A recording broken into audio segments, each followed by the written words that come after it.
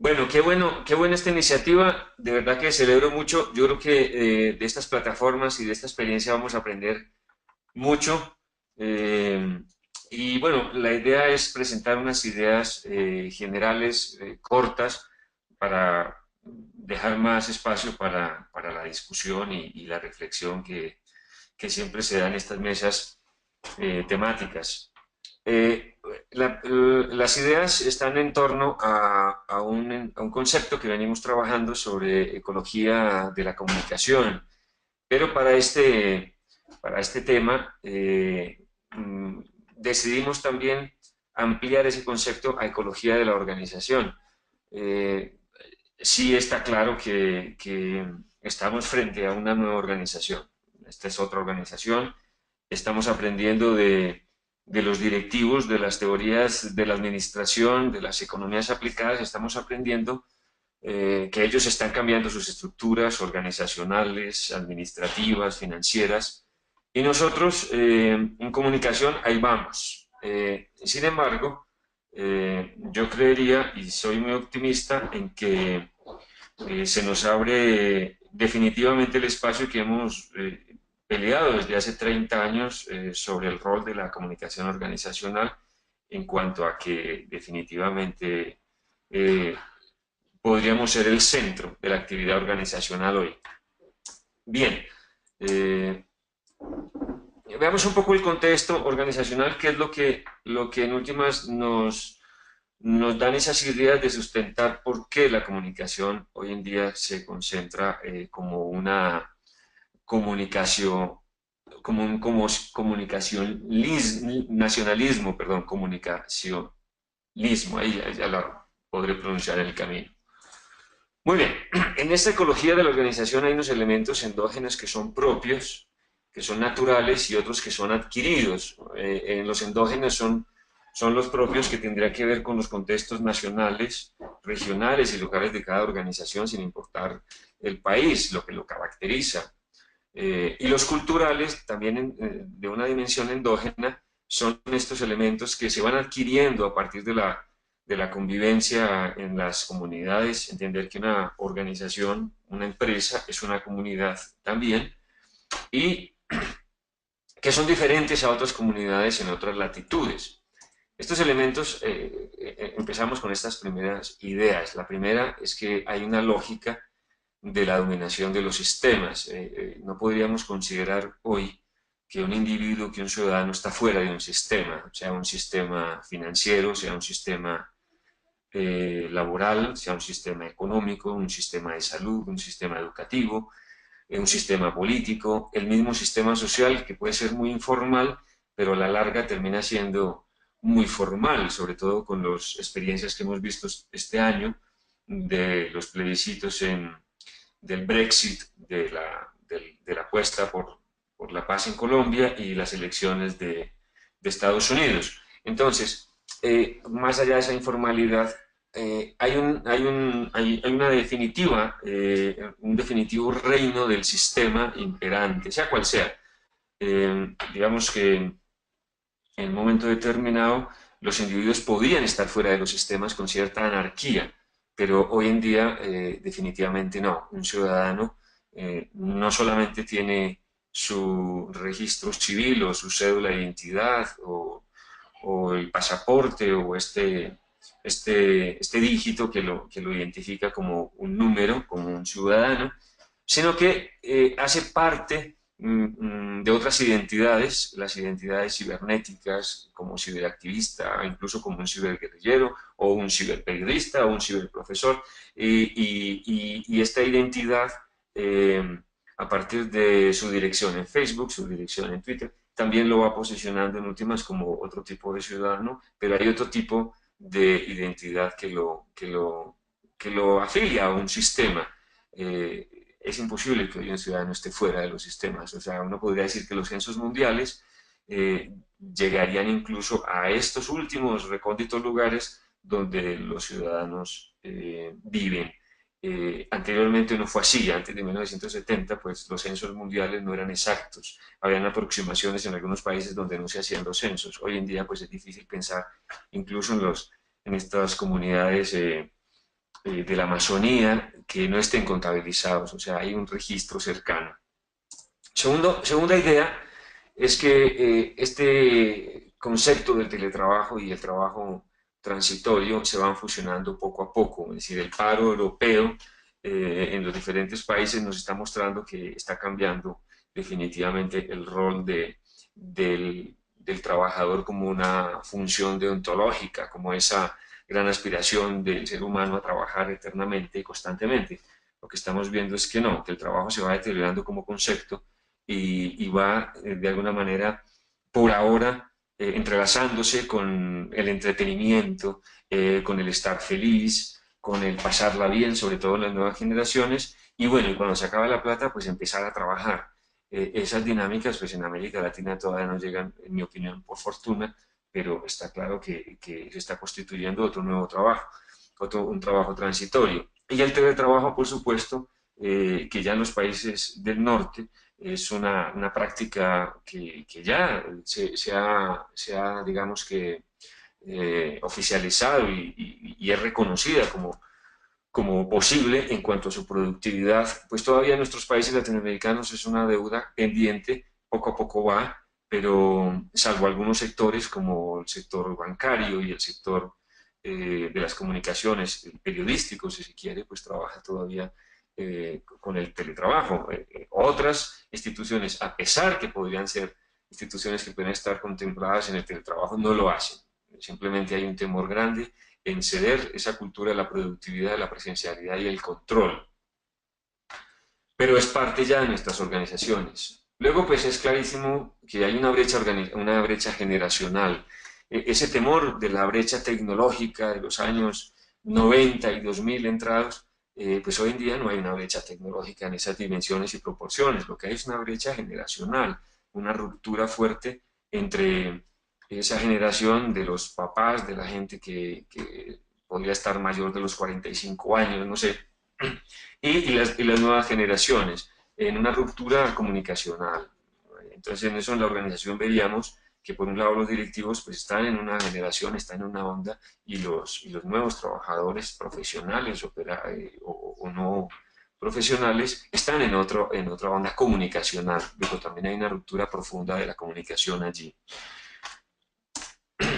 La cuarta idea, la crisis de la población activa. Está claro que estos movimientos migratorios que se están sucediendo en Europa no son gratis, no es tanto de buena voluntad y la apertura a los africanos del norte no es tan buena en su origen y en su idea original como se piensa. Evidentemente que es una mano de obra que está allí. Y básicamente, ¿por qué? Porque las poblaciones, especialmente, pues podríamos hablar de la raza europea, así suena un poquito de racismo, pero claro, advierto que no, en ningún momento, está en extinción. Es decir, si comprendemos que de alguna manera estas economías surgieron después de los años 50, precisamente porque tenían una pirámide poblacional muy fuerte entre los 20 años y los 50 años, precisamente en esa edad productiva,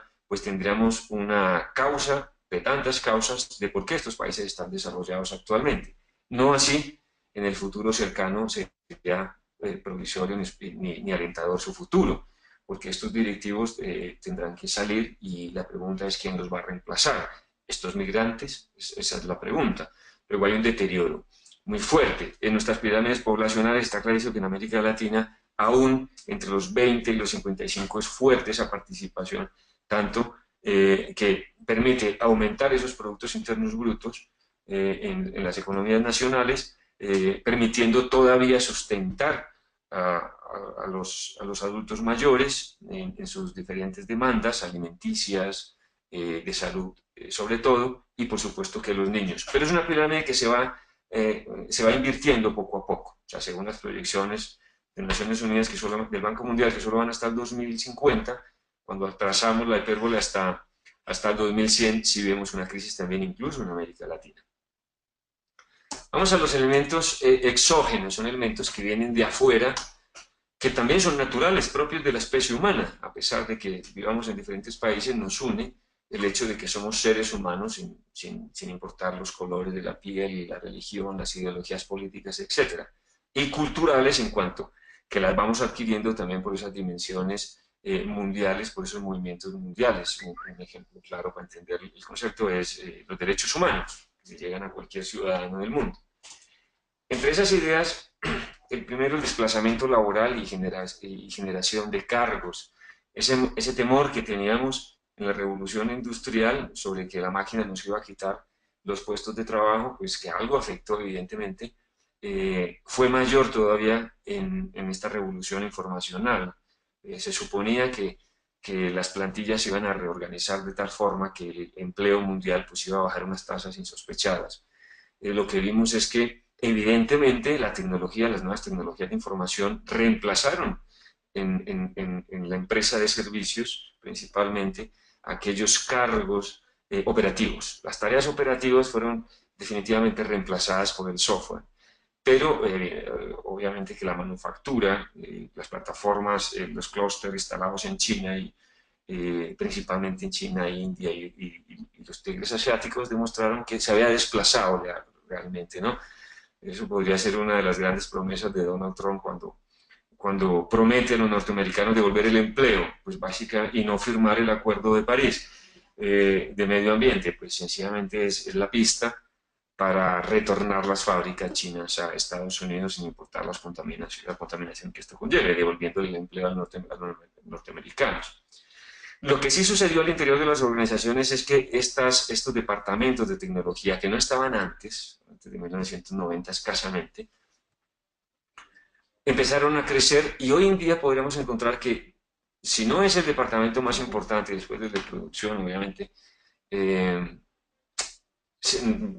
no sería propio decir que el tercero o el cuarto, pero sí es el departamento hoy crucial, fundamental. El departamento de sistemas arrastró gente, nuevos empleados y compensó esas plantillas que temíamos que fueran a disminuir en proporciones exageradas. Y hoy en día las organizaciones, sobre todo los sectores financieros, tienen unos sistemas de información tan robustos que compensó esos cargos que se perdieron. La segunda idea, las migraciones globales del trabajo. Ya lo había mencionado, pero aquí lo reitero, esta dinámica de los países europeos, perdón, de los países africanos, de sus poblaciones, con conflictos o sin conflictos, tienen por supuesto que una causa muy conocida por todos, que es la mano de empleo, de obra barata. Esto supone que en el tiempo, de alguna manera, habría una transición en la ocupación de los directivos de las organizaciones, habría una transición en la ocupación de cargos. El único lío que contamos actualmente y lo identificamos claramente es que los sistemas educativos están al margen, o sea, no se ve la estrategia claramente de estas sociedades que están recibiendo a los migrantes porque no los integran al sistema educativo de educación superior, se mantienen al margen, luego podríamos tener exceso de mano de obra en las tareas repetitivas y operativas y servicios varios, pero no claridad en lo que va a ser reemplazar los cuadros de alta dirección en las organizaciones. Alemania este año había claramente publicado una demanda de más de 1 millón de empleos calificados para el mundo. Lo mismo lo está haciendo Australia, etcétera, etcétera. Y podríamos ver que de fondo está en que no se están formando esos cuadros para reemplazar los existentes. El tercero tiene que ver con una dinámica macroeconómica que es la consolidación de las confederaciones integradoras, es decir, también veíamos en los años 80 y 90 cómo las grandes corporaciones de manufactura eléctrica, principalmente General Electric, entre otros, las petroleras, pueden tener productos internos brutos mayores a algunas naciones, a algunos países. Pues hoy en día no solamente sucede eso con las empresas de telecomunicaciones, que tienen de lejos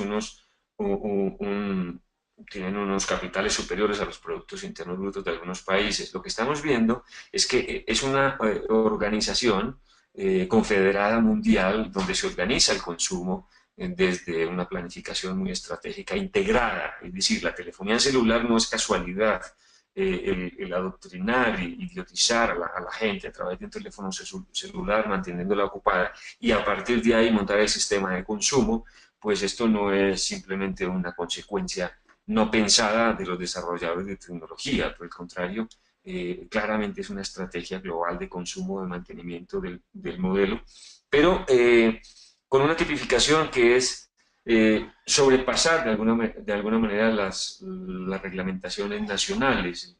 El sistema económico mundial claramente que pasa por encima de estas soberanías nacionales legales, salvo en algunos países, por supuesto, de orden comunista, que más allá de poner esas barreras contra el consumo, pues simplemente no permiten el acceso a Internet. Entonces queda esa sociedad aislada del sistema mundial económico. Y luego, pues, la proliferación de los conflictos civiles transnacionales, en cuanto que las grandes corporaciones se nutren, de alguna manera, de estos conflictos, sobre todo en países, pues, de Oriente Medio, que participan activamente en producción petrolera mundial. Y afecta, ¿por qué? Porque, por supuesto que cada indicador macroeconómico tiene una relación directa con estas eventualidades y supone la existencia de una organización o no en una determinada economía. Incluso en América Latina llegan las repercusiones por los efectos del precio del petróleo proveniente de estos conflictos. Las grandes proyecciones que se hacen por los departamentos administrativos, de estadística, de desarrollo en los países, pues se ven cortos porque a veces están aislados de esas decisiones que se toman en otro tipo de escritorios multinacionales. Con estas 8 ideas, lo que hacemos es, la idea fundamental es reorganizar cómo la comunicación va ahí. Entonces, hay una lógica comunicacionalista, ahí se lo puede pronunciar, una lógica comunicacionalista. Es un término que se acuñó por allá en los años 60, pero pasó desapercibido en unos psicólogos sociales que seguían a McLuhan. Hablaron de ese comportamiento individual con algunas terapias en comunicación familiar, pero si ustedes observan, ese término que se perdió en la historia de la teoría de la comunicación, pues es muy vigente cuando utilizamos en últimas estas, las terminales o eh, las últimas sílabas para poder identificar un movimiento ideológico en filosofía, en psicología, en lo que ustedes quieran, siempre encontramos esa terminación como expresión de la macrodisciplina reinante. Es sabido por todos, pero nosotros más que somos comunicadores, es la dimensión, la alta dimensión que tiene la comunicación en todas las esferas. Eso básicamente, ¿por qué? Si analizamos las primeras teorías de comunicación, fueron definitivamente, estudiaron la instrumentalización, estos efectos, funcionalismos, etcétera, etcétera, y luego pues las mediaciones, las industrias, pero siempre de alguna manera, reservando la comunicación como la cenicienta del paseo. Más aún en la masificación, en estos estudios de comunicación social encargados por la CEPAL y que se tomaron todas estas teorías críticas, mostraban pues más bien a la comunicación como un posible riesgo a través de los medios y sus efectos. Incluso el mismo McLuhan pues, lo advirtió. Pero cuando ya vemos 3 o 4 empresas dentro de las 10 empresas más grandes del mundo, que son de origen de comunicación, de tecnología, pues estamos hablando de eso que se ha insistido tanto, que es la era de la información o la sociedad de la información, por, por Castelli y por todos estos seguidores, principalmente pues en Estados Unidos y en Stanford, que advierten cómo los productos internos brutos tienen una mayor participación de las empresas de información que el mismo petróleo y los commodities en general. Cuando hablamos de dominación, entonces organizamos los elementos, esos elementos endógenos naturales que mencionamos, hacemos nuestro cuadrante y los organizamos en elementos endógenos naturales y allí vemos que tienen una relación directa esa lógica de la dominación de los sistemas, del centro de trabajo y el trabajo transitorio con una comunicación integrada por las TICs, o sea, una gran matrix, un gran avatar, como lo mostraron pues estos guionistas, que no están muy lejos de lo que en últimas es la presencia de la realidad comunicativa, todo absolutamente integrado por las tecnologías de información, incluso aquellos pequeños grupos que están aún aislados, de poco contacto humano, pero que tienen contacto humano y tienen contacto con las tecnologías. Hay unas investigaciones que hacemos aquí, que es el World Internet Project, con 33 países, y vemos cómo incluso los indígenas guaurani de la Amazonía ecuatoriana, pues alguno tiene un teléfono celular o dos teléfonos y comparte con los demás. Luego ya de alguna Disculpa, manera tiene Gabriel, contacto. tu tiempo se ha cumplido y te hemos dado un poquito más. Disculpa que sea ¡Ay! así, pero así entonces todos pueden exponer Muy y bien, al final podemos comentar entre todos. ¿Sí? Por lo tanto, te solicitaría si pudieras hacer un pequeño cierre para que pasáramos a la próxima. Te pido disculpas, pero el tiempo es acotado. excelente. Y luego pues está la comunicación de la diversidad, que tiene que ver con toda esta proliferación mundial de los grupos minoritarios, reclamando sus identidades a partir de esa brecha generacional y de la misma crisis de la población activa. Y la comunicación del nuevo orden es básicamente esta comunicación de desplazamiento laboral, generación de cargos. Esto es típico de elementos exógenos naturales. Finalmente, la comunicación de la incertidumbre, que es hacia la consideración de confederaciones, qué va a pasar y cuál va a ser el futuro realmente de estos países desarrollados hoy que mueven la economía mundial. Ok, yo dejo ahí y igual pues tenemos el tiempo después para hacer.